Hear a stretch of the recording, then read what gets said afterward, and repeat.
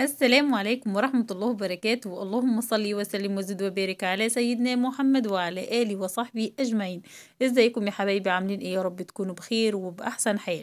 ايه رأيكم في الجمال والحلاوة دي؟ بسم الله ما شاء الله تبارك الله. الأكلة دي جميلة جدا يا حبايبي، دي أكل أجدادنا وجداتنا زمان، حاجة كده بسم الله ما شاء الله، مش مكلفة خالص وسهلة وبسيطة. يلا بينا نرجع على الزمن الجميل ونشوف عملنا الأكلة الجميلة دي. ايه هي الأكلة دي؟ منادة البصارة يا حبايبي. مكوناتها سهلة وبسيطة وموجودة عندك في البيت. يلا بينا ندخل على الفيديو بقلب جامد ونشوف مقاديرنا ايه مع بعض. أول حاجة كده سموا الله طبعا وصلوا على رسولنا الكريم. اللهم صل وسلم وزد وبارك عليك يا سيدي ويا شفيعي يا رسول الله. زي ما انتوا شايفين كده يا حبايبي، معايا نص كيلو من الفول المدشوش.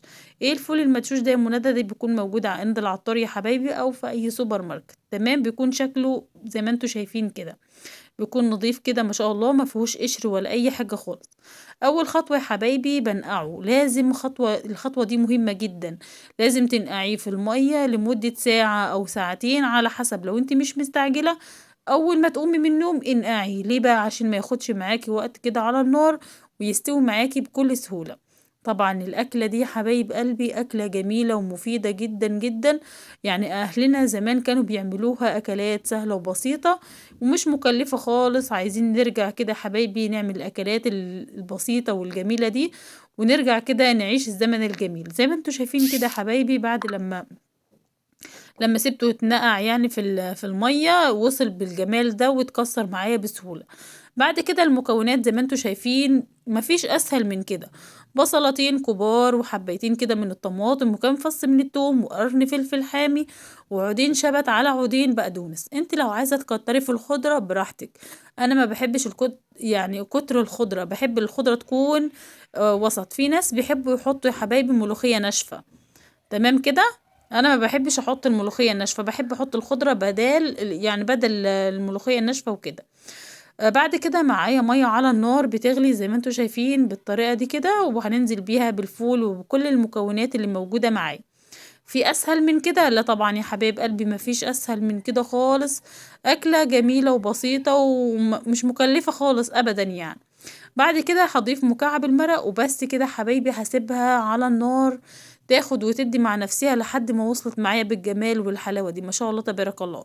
بس كده هركنها على جنب، وهبدأ ان انا هفرمها كده في الخلاط. وبعد كده بجيب حلة واضيف فيها كده معلقتين كبار من الزيت، وهبدأ ان انا اشوح فيها كمية حلوة كده محترمة من البصل. ليه يا منى؟ علشان خاطري يا حبايبي، نص البصل ده هناخده نزين بيه البصارة، والنص التاني هنضيف عليه يعني البصارة وكده، علشان خاطر البصلاية دي بتدي طعم مسكر كده وحلو للبصارة بتاعتك. بس كده، ويا جمال ويا جمال وحاجات ومحتاجات كده. يعني الأكلة دي بصراحة جميلة جدا، جربوها بإذن الله هتعجبكم.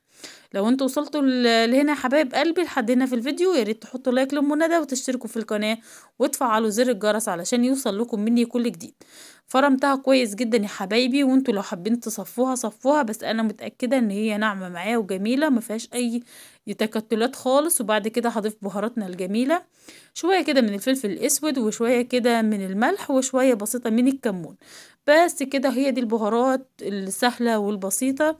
بعد كده يا حبايبي هسيبها كده تاخد وتدي مع نفسها لحد لما توصل للقوام اللي انا عايزاه. يعني ما شاء الله تبارك الله، شايفين؟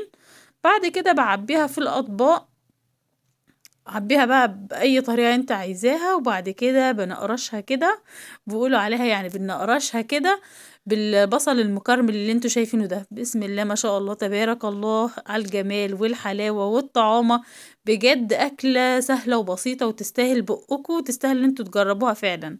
يلا بينا يا حبايبي نرجع الزمن الجميل ونعمل الأكلات الجميلة دي. دي الأكلة دي شبيهة بالعدس يا حبايبي، بس تختلف في ايه بقى؟ في الخضرة. إن في العدس بتحطي كل المكونات مع يعني ما عدا الخضرة، لكن هنا بتضيفي خضرة وبس كده. ده كان فيديو النهاردة، فيديو سهل وبسيط. أتمنى يعجبكم. دمتم في أمان الله، والسلام عليكم ورحمة الله